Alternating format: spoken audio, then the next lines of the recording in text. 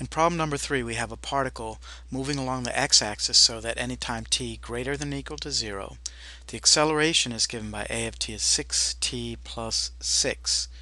And we're given the fact that at time t equals 0, velocity is -9 and position is 27. The first thing we're asked for is to find v of t, the velocity of the particle, at any time t greater than or equal to 0. Well, we know that velocity is the integral of acceleration, and so we get v of t is equal to the integral of 6t plus t dt. Sorry, 6t plus 6 dt. Taking the antiderivative, 6t to the second over 2 is 3t squared plus 6t plus c. Now we're given above that the velocity at time t equals 0 is -9. So therefore v of 0 is equal to 3 times 0 squared plus 6 times 0 plus c, and that's equal to -9.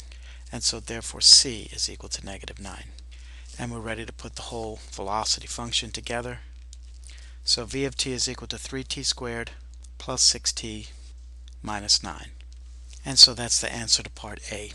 Part B says, for what values of t greater than or equal to 0 is the particle moving right?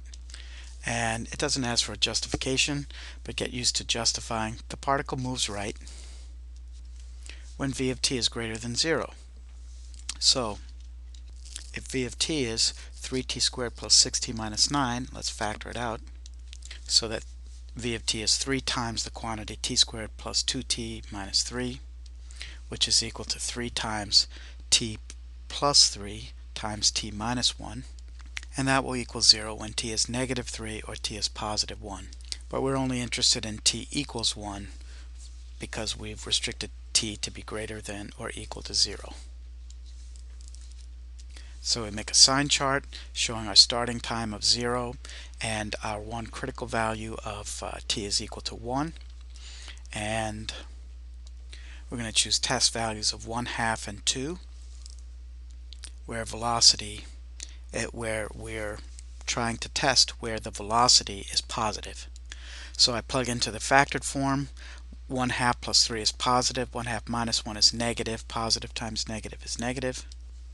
Plug in 2, we get 2 plus 3 is 5, 2 minus 1 is 1, so positive times positive is positive, and of course the 3 is always positive. And so we get that the particle is moving right for t greater than 1. And so that's our answer to part B. For part C, we're looking for the position function, and the position function is just the integral of velocity, and so that's the integral of 3t squared plus 6t minus 9 dt.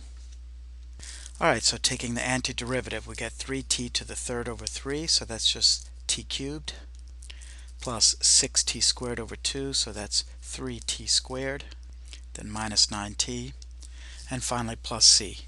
Now we know that at time t equals 0, the position is -27.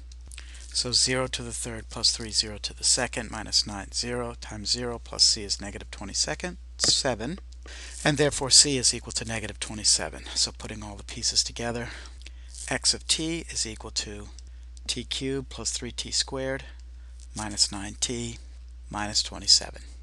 And that's the answer to part C. So we're done with problem number 3.